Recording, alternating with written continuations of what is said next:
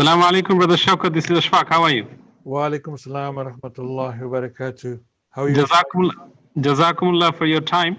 Pleasure. I'm you live on YouTube, and then inshallah what will happen is that we will be able to see you through the Masjid's mic system as well. Brilliant. Jazakallah khair.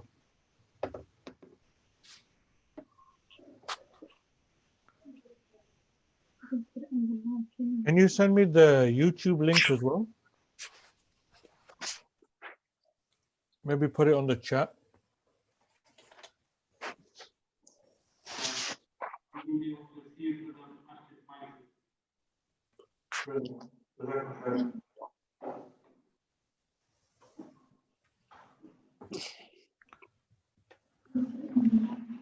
send me the YouTube link as well? Yes, sure. I'm going to send it to you right now. Maybe put it on the chat. Yeah, of course. I'd like to also, if you could kindly allow me to share some slides. Yes, I'll make you the presenter, and then you can make me the presenter when you leave. Perfect. Thank you so much. 1 second. Yes, sure. I'm going to send it to you right now. Yeah. I'd like to also, if you could kindly allow me to share some slides. Yes, I'll make you the presenter, and then you can make me the presenter when you leave. Okay, thank you so much. Welcome, Brother Shaukat, inshallah. We have some brothers who have already joined us. Brothers, this particular meeting will be chaired by Brother Abul Hussein, who will join us shortly. In the interim, I would welcome Brother Shaukat from Faith Associates.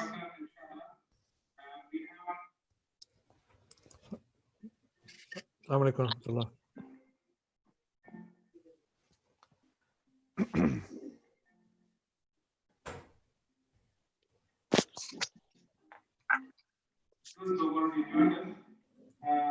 Brothers, this particular meeting will be chaired by Brother Abul Hussein, who will join us shortly.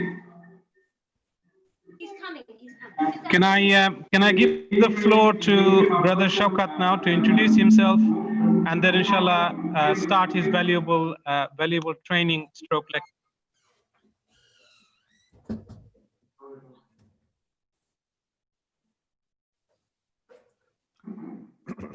Inshallah. Auzu billahi minash shaitanir rajeem. Bismillahir rahmanir rahim. Alhamdulillahi rabbil alamin. Wassalatu wassalamu ya rasulil kareem. I start in the name of Allah, the most gracious, the most merciful, the most beneficent, the most kind. Dear respected scholars, ulamas, brothers and sisters, ladies and gentlemen, I meet you all with the universal greeting of Islam, which is peace. Assalamu alaikum wa rahmatullahi wa barakatuh. First of all, I'd like to thank Brother Ashfaq for the very kind invitation to discuss the strategy potentially of how to open the Masjid to the public on the 15th of June, inshallah. Ashfaq, I'm assuming you're online and you can hear. It's difficult to see if people can hear me. If you just, I hope everyone can hear. If you can't hear, let me know somehow via Ashfaq or anybody else. But basically what I want to do, inshallah, I know Brother Ashfaq was discussing the specific masajid that he's associated with, but also he told me that many people in Luton are also considering how to basically take advantage of, and I see this as an advantage that the government has given to us and all faith communities for that matter, to open up the facilities on the 15th of June. So as you are probably all aware, the government made a very clear directive that places of worship cannot open to the public during this COVID pandemic at the moment. So the government announced this weekend through various different media outlets that the government now is moving towards allowing places of worship to open up for private prayer. So there's a difference between congregational prayer or Jamaat prayer or Jummah prayer to private prayer. Many people have said that this is something that our Christian the Christian community has this private prayer. Masajid generally open for congregational prayer, Jamaat prayer, and this ruling that the government has given is not really reflective on our faith requirements. This is an argument, and I personally feel that it's a fair argument, that it doesn't reflect our Masajid's modus operandi. We're very much involved with congregational prayer. So just before I start the presentation, a little bit of an introduction to myself. My name is Shaukat Uraj. I am the Chief Executive of Faith Associates. This organization was set up in 2004, nearly 16 years ago, to specifically help places of worship, faith institutions become more effective, develop their strategy, capability, develop their resources to help the community. We were working in the corporate, my team was working in the corporate sector before we started Faith Associates.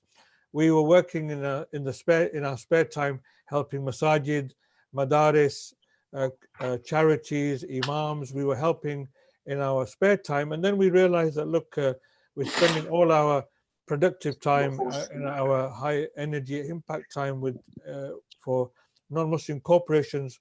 Why not use this skill and insight that we have full time for the Muslim community and other faith communities if they so wish to use our services?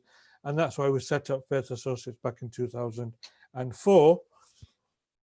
And I wrote my first book on mosque management in 2006. And all the literature that I write, I give away for free, fi sabilillah. And alhamdulillah, from the writings, we have now a team of 5 or 6 people working full-time, part-time, and we don't just work in the UK, we work around the world. I've written books on madrasa, I've written books on strategic leadership, papers on strategic leadership. And recently with this pandemic situation, I have been very active, alhamdulillah, with the grace of Allah subhanahu wa ta'ala. Allah has been so merciful that we've been providing guidance and support and insight into how to take the masajid that was basically a physical entity, taking from this physical entity onto the digital sphere. And we've been, subhanAllah, been very, very busy during Ramzan and now post-Ramzan. Specifically around the COVID issue now, we have been working with different ministries, giving them our insight into what they should and shouldn't do. And we're actively working with our brothers who are on the task force currently, basically looking at opening up faith institution, BBSI. So we've been working, we're on their working group advising. So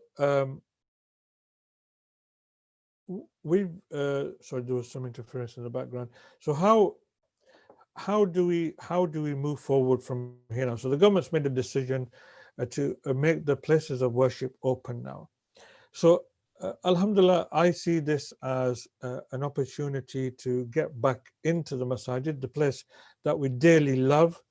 You know, many of us have grown up in this institution. We love this institution. We've sacrificed, many of us have sacrificed our time and energy and money to build and sustain and make these places living, breathing entities. And we want to get back inside. And how do we do that? And hence, I'm going to share with you what you need to do to basically be able to get this place COVID-19 risk-free potentially and open to the public. Khair. I'm not, so obviously the people that are currently on Zoom, you can obviously chat to me if you have specific questions. Obviously, I can't see any of you, and I'm assuming, inshallah, that you're there. But if you have any questions, please fire them on Zoom, and I'll try my best to answer them. But what I'm going to do is basically, first of all, I'm going to, if I have access to my computer, I'm going to basically share a screen with you. I'm going to share this screen with you to basically give you an insight in what you need to do. This is basically, it's going to be 2 slides, and each slide has 6 pictures. So there's 12 key areas that I want you to be aware of. And basically, I'm going to talk through them. So basically what the government is currently saying that you can open, and what they're instructing masajids to do is to have and go through and do a risk assessment. What is a risk assessment? A risk assessment is a formal process where your leadership of the masajid need to understand all the potential risks involved with opening this facility within a COVID-19 infection scenario. So basically, how do you reduce the risk for your masajid, for your congregation, for the visitors, for anyone that enters that building? How can I reduce the risks of anyone being infected by this disease? And how we as the leadership, you as the leadership, what steps am I putting in place, or you are putting in place, to mitigate against that risk? And that is put together in a document called a risk assessment. And I'll share a risk assessment that we've put together. It's a 13-page document, basically helping masajids to basically mitigate against that risk. So let's look at this. Hopefully you can see this document that's in front of you. Ashfaq, if you can hear me, can you see this document? So I'm making sure that everyone can see it. Ashfaq, can you respond, please? Can you see the document? Or anyone who can hear this, can they see this document on their screens? Yeah, we can hear you. Perfect. Jazakallah khair. Okay. So first of all, what you need to do is you need to put together a risk assessment. I'm going to share that risk assessment with you on this chat group, inshallah.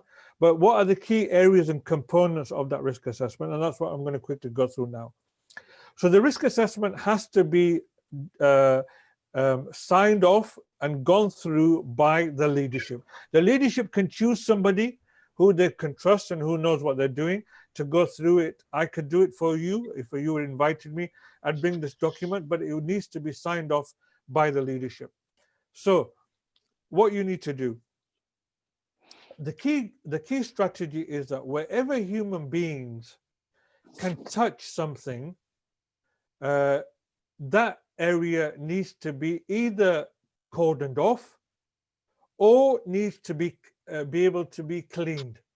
Okay, so look at these as touch points. So the first thing you should do is that the perimeter of your building, the gates that could be potentially touched by people, the door handle that could be touched by people, they need to be cleaned, okay, or cleanable. Okay, so on the picture you can see on the left, on your left hand side, there's a brother standing here. He's standing at the doors of the masajid. Key critical component. You have to decide, first of all, an entry point and an exit point. Okay, so this brother at the moment is checking which doors the masjid could use to open and allow people in, and also which door the masjid should use to allow people to go out. Okay, before you decide on those doors, also you need to be mindful of how many people the masajid can accommodate. Okay, so this brother here, what he's doing is that he's basically deciding that this is my entry point, and he's going to decide whether if it's only going to be one entry point or one exit point. If you're going to have one, if your masajid only has one door where people can enter and exit, you need to basically have a time when people can enter, close the door, and basically that you close the door when the mosque is full according to your social distancing rule. And I'm going to come into what is social distancing rule. So you've got to have an entry point, and you can't have people leaving and entering at the same time. You've got to have maybe a traffic light system, or a brother or a sister standing at the door, enabling people to enter and stopping people from exiting, and vice versa. Okay. On the entry point, you may also need to have people that are checking whether the brother or sister is allowed to come in, i.e., is he showing signs or she showing signs of that this person has got COVID-19? Have they got high temperature? Are they so you might have seen people at airports and in facilities checking the temperature. That's basically checking whether that person is asymptomatic or symptomatic of COVID-19, because you don't want people coming in that can spread the disease. So point number one, do you have an entry and exit strategy? Do you have people at the door allowing people in and stopping people from coming in? You may have a policy that someone that's over 65 or over 70 that is has comorbidity, that means that they have illnesses already, that person is not allowed to come in. Also, you may need to specify that you can only enter the masajid if you have wudu. It may sound funny, but because we're going to suggest that you actually close your wudu facilities, because COVID-19 has been proven to spread through the air, through aerosol, through droplets, through water, and through urine and through feces. So that's why the wudu and toilet facilities in all these facilities have to be closed. So there's no point in letting people come in that haven't got wudu. So again, obviously there's a lot of information there for you to absorb. This will be in the risk assessment that I'm going to share with you, fi sabilillah, inshallah. So this is the entrance strategy. Let me move quickly to number two. Does the masajid, so just imagine that masajid has, this masajid that you're looking at has a capacity of 800 people. Okay, I measured this masajid under social distancing rules. The masajid now has a capacity under social distancing rules of less than 75. So masajids are losing nearly 80 to 90% capacity of their building when you measure 2 meters to the side, 2 meters to the left, and 2 meters to the front, and 2 meters to the back. You will lose 80% of the capacity. Okay, what this brother is doing in picture number 2 is showing that outside of the masajid, the queuing system you might have seen outside of Tesco's or Asda, you have to have a 2-meter distance, even outside people queuing up. So you need to measure the length of 2 meters outside of the masajid if you're going to have a queuing system, and also the same system applies inside. Okay, let's go to the picture number 3 here, where the brother is actually cleaning down, and you can see he's got a checklist which I'm going to share with you. You have to clean before every prayer, or every time you decide to open up the building. So during the salah time, we're saying open up 15 minutes before, pray 15 minutes, not longer than 15 minutes of salah, and leave and close the building. Why do we say specify 15 minutes? The reason for 15 minutes is because the government's new track and trace application, Bismillah.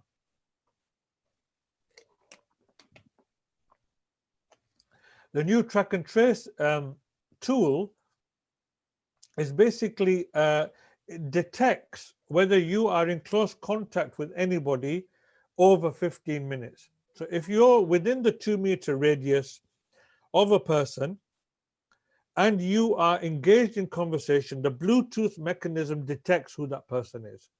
Okay, so if you have been talking to somebody for more than a period of time and you are in close proximity for 15 minutes, the system will detect that you are in contact. And if that person becomes infected, there is every likelihood that you will be contacted through this app that you need to self-isolate. And if there is a contamination from the masjid, you will have to potentially close down the masjid as well. And I'll come to that issue, inshallah, shortly. Okay, let's go to the next area. This picture you have again on your left-hand side, the far left, is a brother. What he's doing is that the side walls, specifically where radiators are, need to be cordoned off. Use a tape, cordon off the radiators, and also whilst you're praying, you need to have the windows open. Okay, you need actual ventilation coming into the building, and you need to basically apply this. If you could kindly just switch off the microphones because I get the feedback. So you need to have windows open, you need to close air conditioning systems, you need natural air flowing through the building. And also radiators need to be switched off, and you need to cordon off radiators if you can. Okay, you don't want hot air vecting inside the building, but also you don't want people to be touching walls where contamination could spread as well. Okay. The fifth picture you can see is where the brother is looking at chairs. This is basically, if you've got chairs for elderly people, you should ideally remove all this furniture. Again, this is a source of contamination. Also, it's an extra burden for you to keep clean. And also, thirdly, is that you should ideally be telling people over a certain age that may be ill and also are infirm and they can't stand up, they should not be coming to the mosque. The risk for them is high. So remove any movable furniture in the masajid. The sixth picture you can see is, you may see in many masajid, there are tasbihs, hats, boxes, hijab boxes, jalbab boxes. You need to remove all this from the masajid. This should not be accessible to people. People should not be wearing other people's hats. This is another area of potential contamination. Okay, so these are 9 key areas. Let me go to the next key areas that you need to consider. Okay, wuzu facilities. Wuzu facilities should be closed. Toilets should be closed. They should be cordoned off. They should be taped off. They should not be accessible to the people coming to the masajid. Okay, this is a very important area that needs to be closed up because this is an area where infection can take place.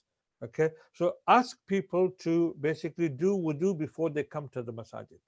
Okay, there may be an emergency. Somebody might be desperate for the toilet. Every public building should have a disabled toilet. What you should do is basically have the disabled toilet accessible. But what you need to do is that accessibility needs to be controlled by the people that are opening and closing the masajid. If the toilet is used, you need to clean that toilet straight away after the salah. Okay, so that facility needs to be cleaned as other areas where there is human contact. That area needs to be cleaned. So the cleaning regime is really, really important. If you open for any of the salahs, you have a strict number of people that are allowed to come. If the number is reached, the masjid is closed. The masjid, then you allow the people to pray independently, not in jamaat.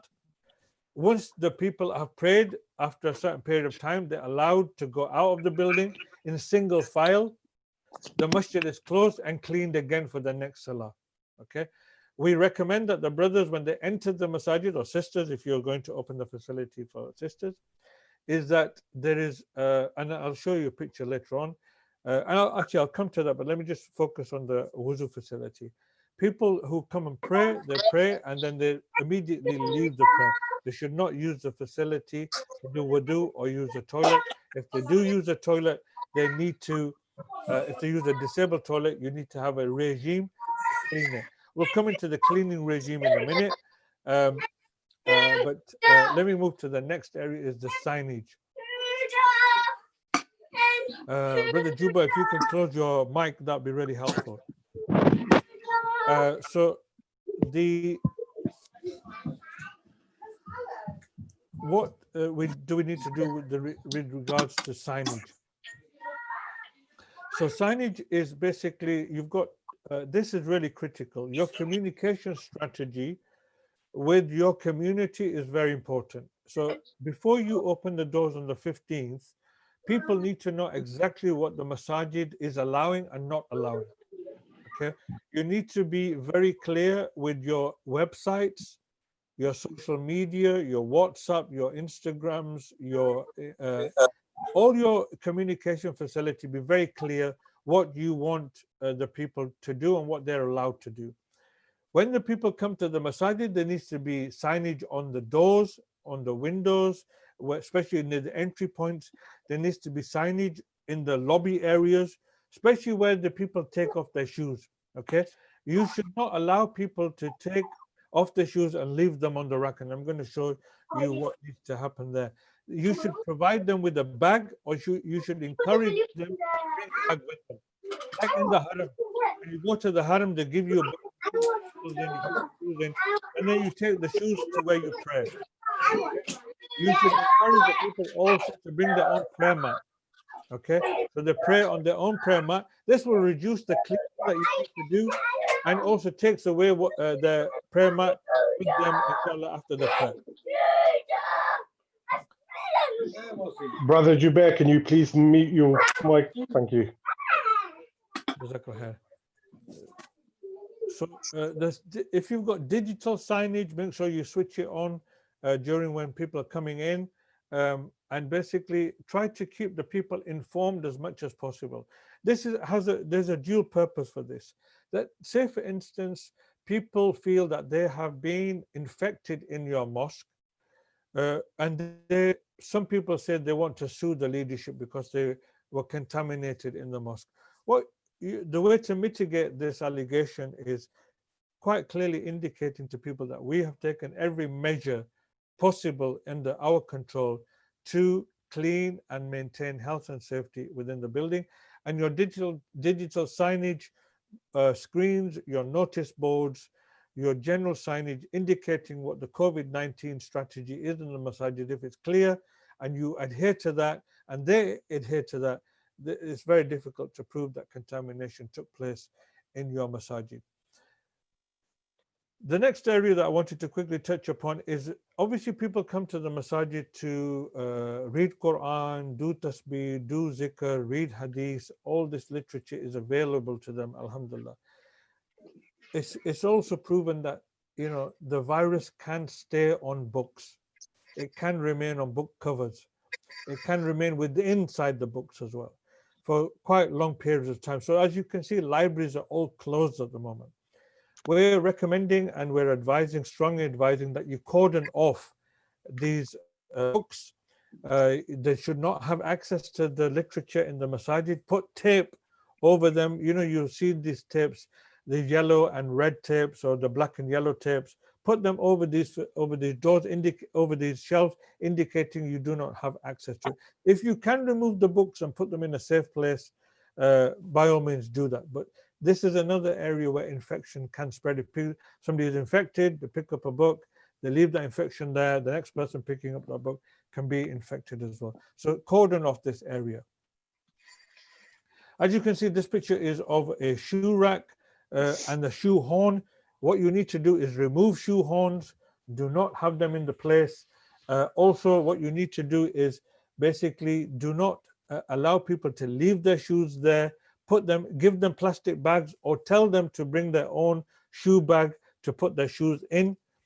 And basically they carry that shoe bag with them and they pray. Because there's a 2 meter social distancing rule, there's plenty of space to put that shoe bag next to them.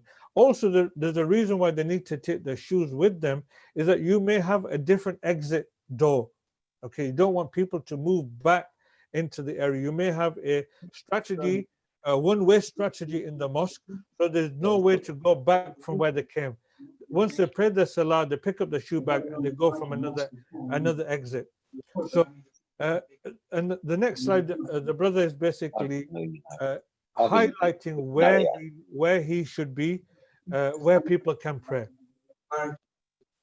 So again, you need to mark off, and we recommend that in the salah area where you're actively asking people to pray, you mark specifically where people can stand and pray. Okay, there will be posters ready on the Faith Associates website for you to download for free, inshallah. And basically you can download that and print it off and put it on the salah area where people can pray. Remember that in social distancing formats, it's a 2 meter distance between the person. So 2 meters to the left, 2 meters to the right, 2 meters in front, 2 meters back. When you do that, you will see how rapidly space is consumed. We have calculated now over the past, since the government made the decision this weekend, we have gone out and done risk assessments to a number of mosques, and we can honestly say that once that comes in, you lose 80% of your capacity. Also, you may want to, some people say, look, if the person is wearing, if you give person a face mask at the door, do you lose that capacity if it's 2 meters ahead because his mouth is aware?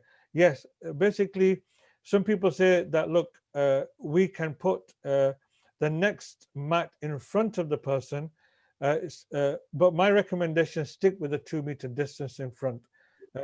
If you want to not do that, go for the diamond shape, where people who in front of you are not standing in front of you, they're standing a distance of the left or the right. But what you'll find quite clearly, that space will be consumed. The other thing that you might need to consider also is that if your masjid has 2 or 3 floors, you may, what we are recommending is that you may actually have to cordon off certain floors, because the more floors that you have, the more cleaning you'll have to do. The more floors that you have, the more risk infection that you potentially open yourself up to. So to keep the masjid active and less cumbersome to manage, most masajids, if they've got more than 1 floor, they're cordoning off their first and second floor. They're just keeping the ground floor open. That also is a way to manage the risk and keep your liabilities less. Again, it's a decision of the management. Most masajids are basically saying that instead of the 3 floors, we're just going to have 1 floor, and we're going to manage that floor effectively. That means instead of having 100 people in our mosque, we're only allowing 20. But those 20, what's happening is that there is a ticketing system. Some masajid are basically using Eventbrite to basically suggest this brother can come at this prayer, this brother can't come at this prayer. Even for Jummah, they're also saying that if Jummah is going to be for 100 people, they're basically saying, well, you can pray week and week 3, give other people the chance to pray in week 2 and week 4. That's one strategy. Some people are saying we're going to have, if our capacity is 400, we're going to have 3 Jummahs of 100 at a time. Again, this is opening you up for higher risk.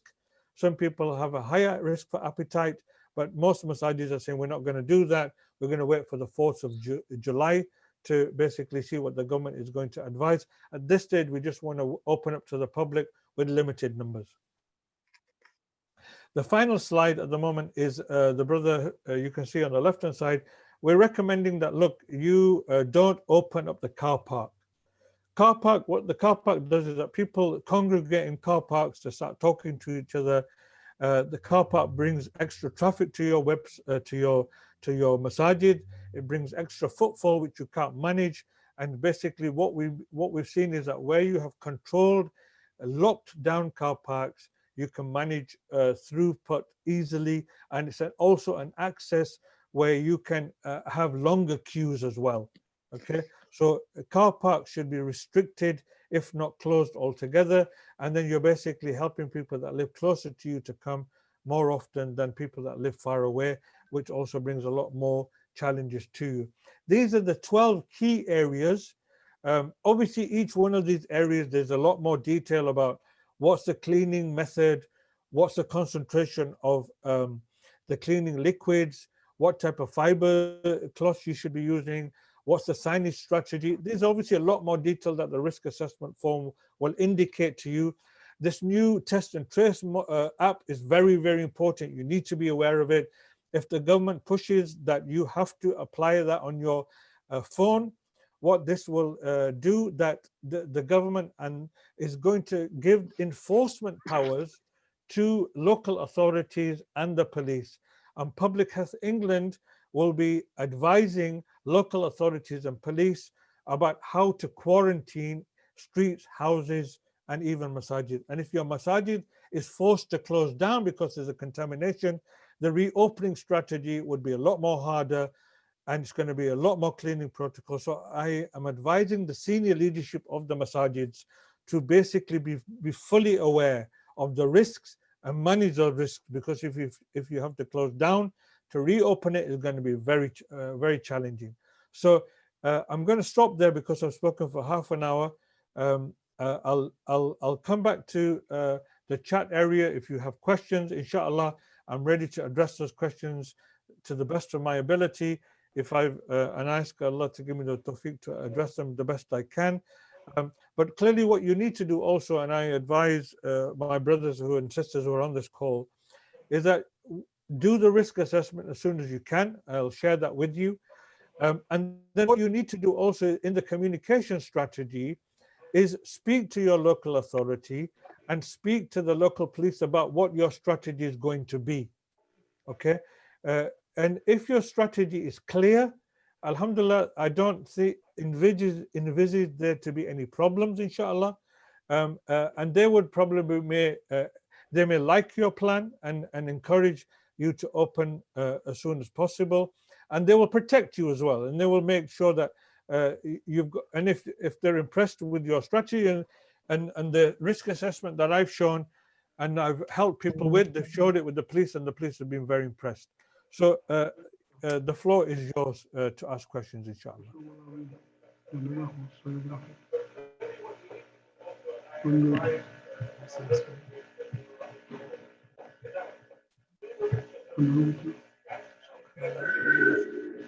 See if I can see the chat.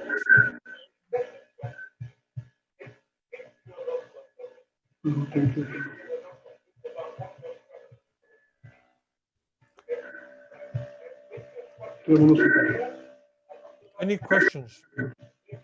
Yes. Assalamu alaikum wa rahmatullah. Wa alaikum assalam wa rahmatullah. So what I'm thinking, like this opening is for personal prayer, Ji.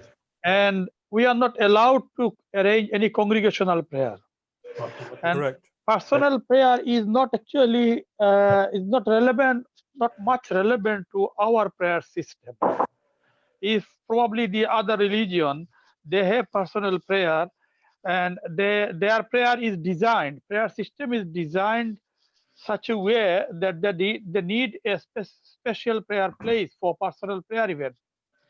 And we can offer our personal prayer at home. Right. And there is no point opening the masjid, taking this risk. I think that's just a mere suggestion from my part to the audience, like opening the mosque that time. Rather, if we can wait for more guidance from the government, because we go to the mosque only for congregational prayer. Ji. Brother, what's your good name? My name is Fakhrul Islam. Fakhrul Islam. Jazakallah khair, brother Fakhrul. I met you previously a couple of times. I can feel the love. Jazakallah. Bhajan, you're absolutely correct. Obviously, the Masjid is a place where we gather and we have our Jamaat and we pray in congregation. The government has been very clear. They've used the word that there should be no congregational prayer. So, going to the Masjid for private prayer, we obviously, when the Masjids were open, we go, and when we have time, we pray by ourselves if we wish to. But clearly, being in Jamaat is what the key purpose of Masjid is. So if your leadership decides that, look, because we can't do Jamaat, we're not going to open until Jamaat is allowed. Okay, that's a decision entirely in your gift. But what I would say is that, look, one is that, you know, the COVID problem is not going away any day soon. So one of the things is that getting into the practical side of how to manage the Masjid in the COVID environment, number one. Number two is that July the 4th, there's no guarantee that the government will allow the Masjid to open on the July the 4th. This is a date they have given, but there's no guarantee. Okay, so what I've said to the brothers, look, and it's entirely your choice about how you manage. but use this opportunity to start testing how you manage the community regarding opening and closing the masajid. Take the opportunity to open up, okay, in a controlled way. Okay, if you feel that you can't manage it, then close it. But here, the government has given now the leeway that the public can come. Yeah. Yes, brother. So, if I could remember your name, is that Waris? Vrach. Waris. Okay. Okay, brother, you are right. But I'd like to actually take this opportunity to express my view for all brothers. Like, the mindset of our people of our community is a bit different. The Murabbiyan, the elderly people, middle-aged people, if they come to mosque, they would put a pressure on Imam. Since we are all here, so what's the problem, Imam Sahib? Let's give a akamat. Let's pray together. So taking a risk, this is this is another risk we need to consider in our risk assessment. Correct. So, you're right. One method is tell the Imam to pray home and we'll come to the mosque. So, but you're right. Listen, what you don't want, and obviously, Luton is a place where with the different communities it's tense because of these racists.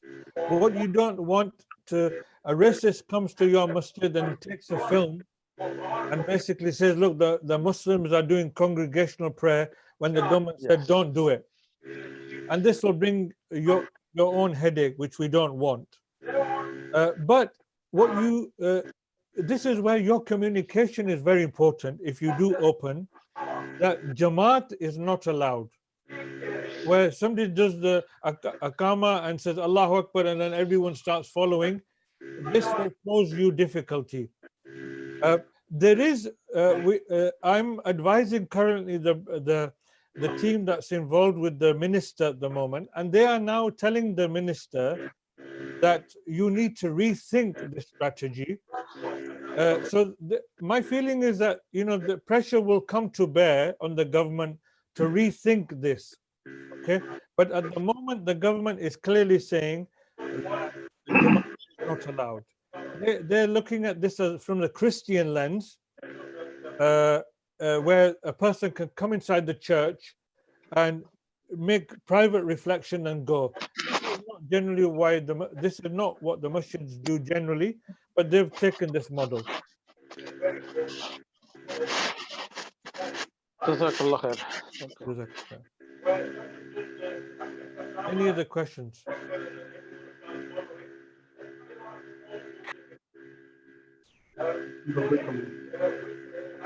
Assalamu alaikum. Walaikum salam. Brother, just wondering, what's the difference between 50 people praying inside the masjid individually and 50 people praying collectively with social distancing?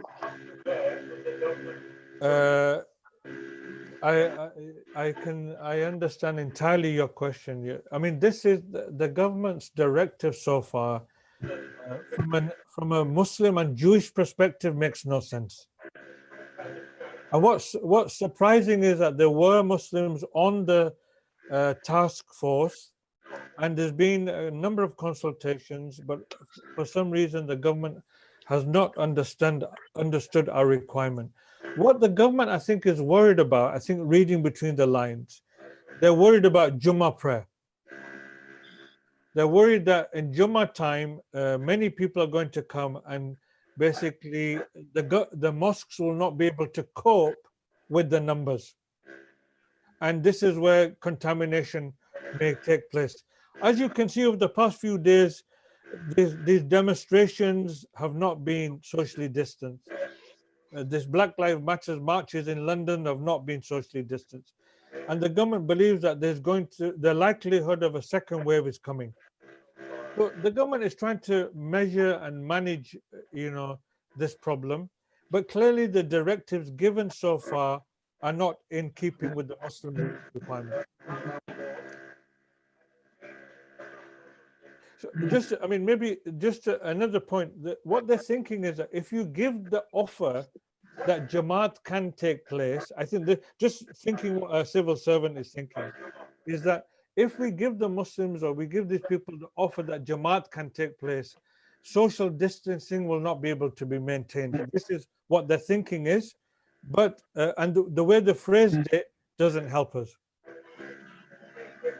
Assalamu alaikum, brother. Wa alaikum salam. Yeah, we have another small masjid in Luton, Masjid Bilal. The capacity is very small, about 50, say. So what you're saying with 80% reduction of capacity, is it really worth opening for even normal players there? You're talking about 4, 5, 7, 10 people, they have conflict and people are coming on that masjid. We do a couple of Jummas. Yeah. Brother, what's your good name? Aziz here. Aziz Bhai, you ask a very valid question.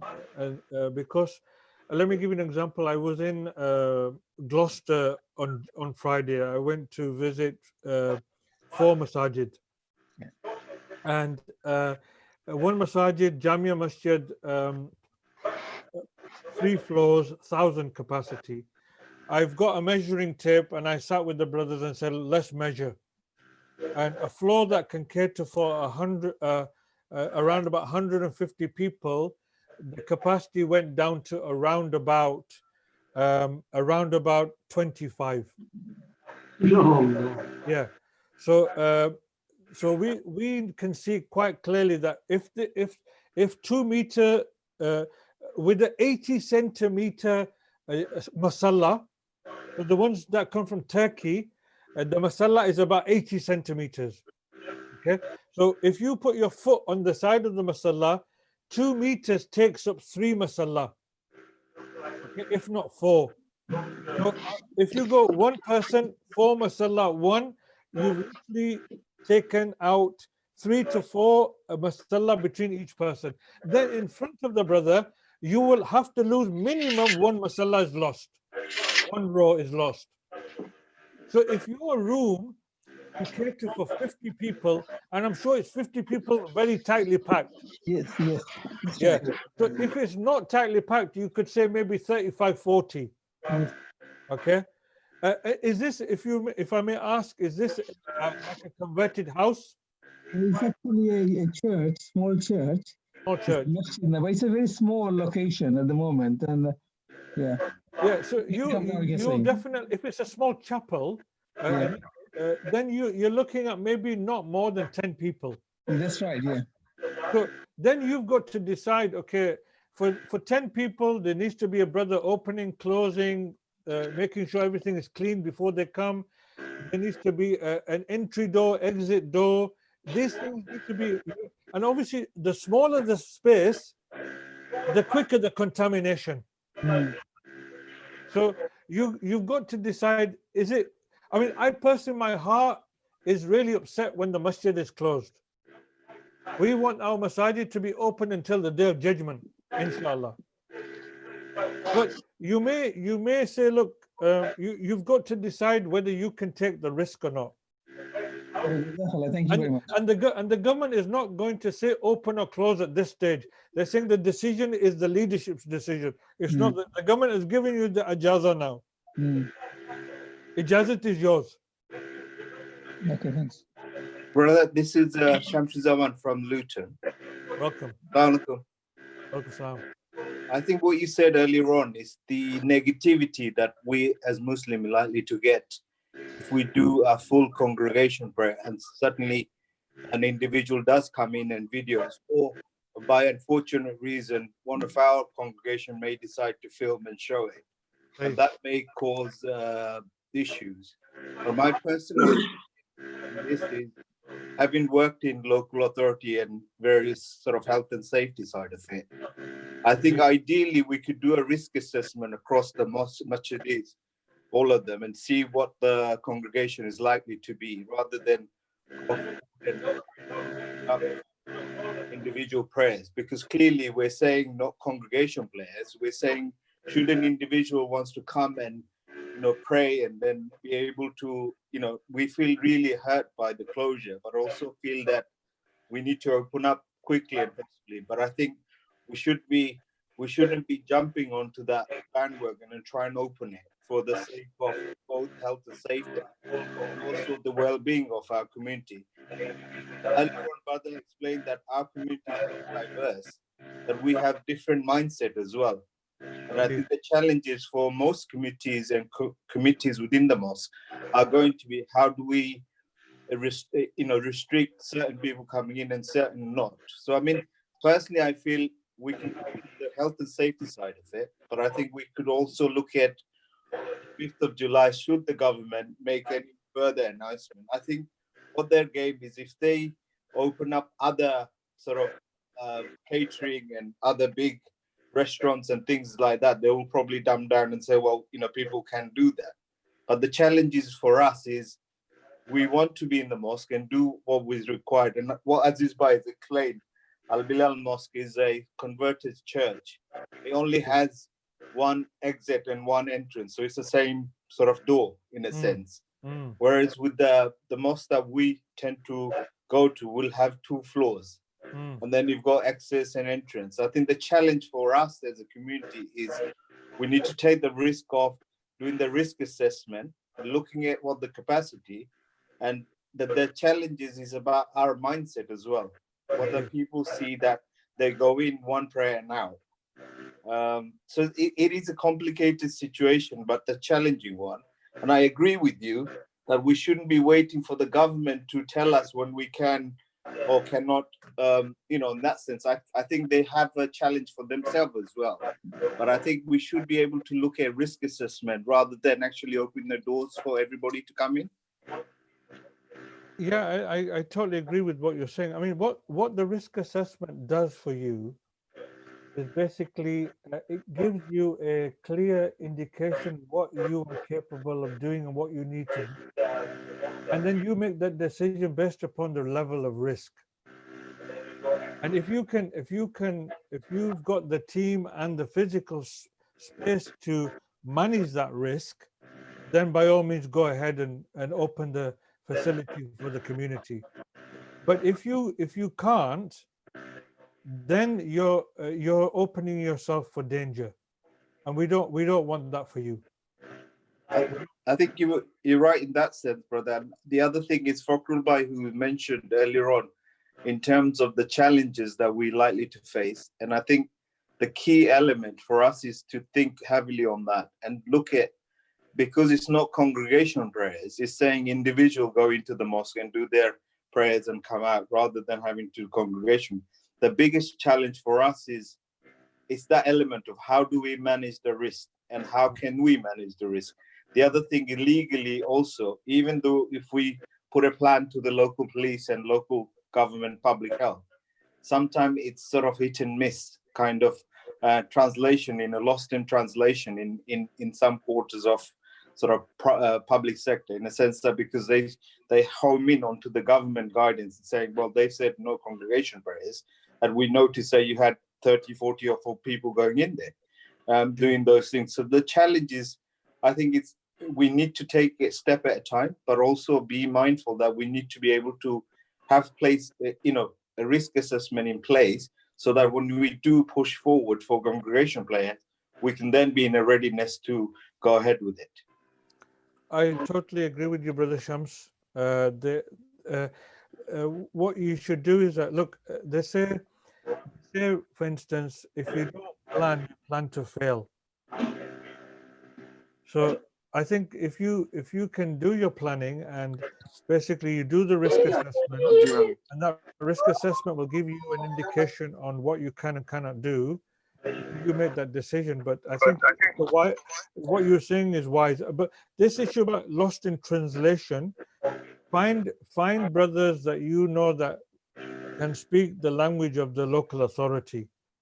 What I've been doing in certain places is that we've got brothers together who can communicate effectively with the council and the police to explain what they need. And actually the police has facilitated, especially ghusl for dead bodies, traffic. I mean, I'll give you an example. When I went to Gloucester this week, Actually, the police was waiting for me to come into the city because the Masjid said this guy's coming to do the risk assessment. So it was quite interesting that the police was aware of my presence because the Masjid was saying that this guy is coming to help our Masajids. So, and it was quite interesting, and the police was very accommodating. It was very interesting. But No, I think we have that as well. We have a very good relationship with both local authority and the police, and I think it's a matter of a judgment by senior management within Masjid to make those decisions.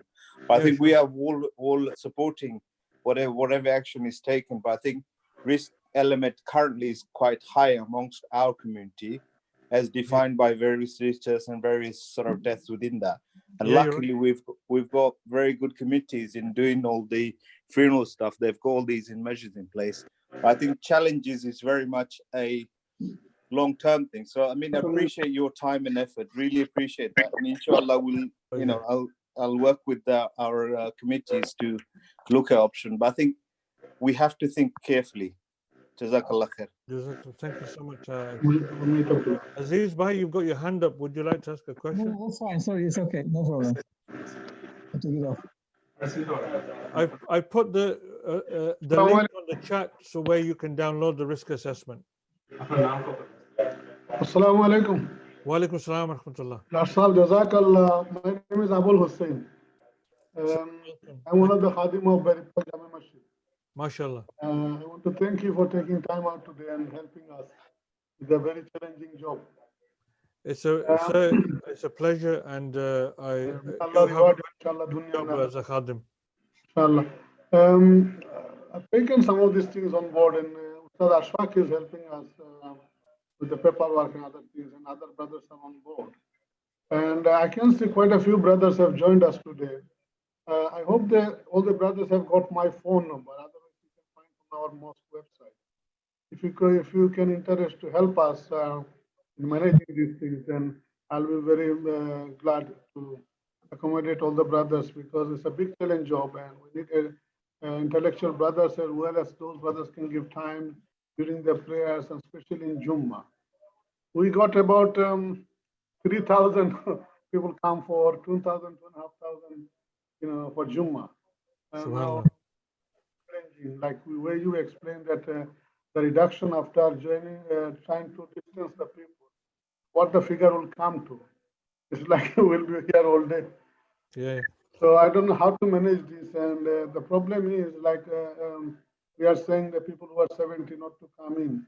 This is where the big argument would be, because they're the one who's continuously phoning me and asking me when is going to open. They're regular, coming for years and years. Say.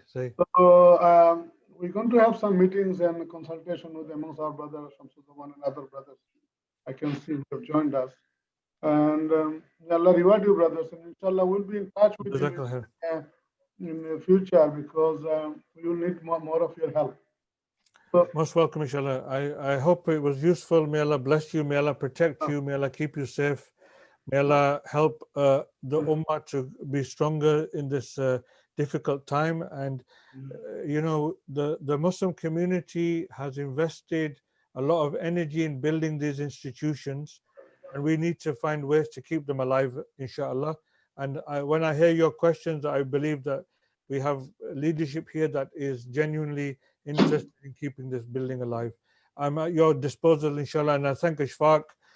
He's doing a great job in his school. He's a great leader from your community, and it's an honor to be working with you all, inshallah. Jazakumullah khairan. He's a man for all seasons. He's a man for every season. Yeah,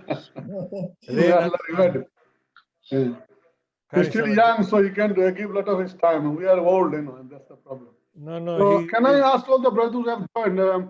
My telephone number is, if you want to save it, if you would like to join or give me a ring to say that you will be available to help us.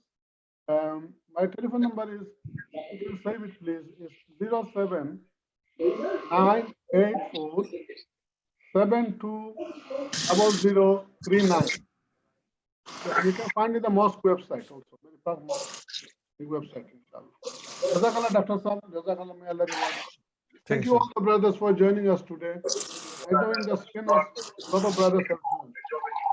আপনারা যারা আজকে join হয়েছেন thank you জাযাকাল্লাহ খায়ের আর আমরা মসজিদে আসলে আরো মাতমু আমরা কিটা একটা আমল করতাম বহুত হার্ড জিনিস জাযাকাল্লাহ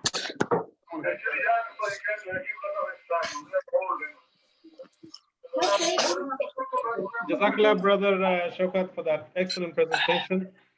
I know you missed a meeting for us today. I'm sure brothers are very grateful. May Allah reward you and give you the ajr for all the masajid that you are doing khidmat of. Thank you so much. Brothers, just to reiterate, can you please call Abul Bai? Brother Junaid has just put his number. Brother Junaid just put his number in the chat box. Those of you that haven't got his number, most of you do. Please call him to volunteer. In order to think about opening the masjid, the first step is going to be having a lot of volunteers. So inshallah, please call Abul Bai on that number. It's in the chat box. And then inshallah, once we build up the volunteers, I think the next meeting will be called. Jazakallah khair to everybody.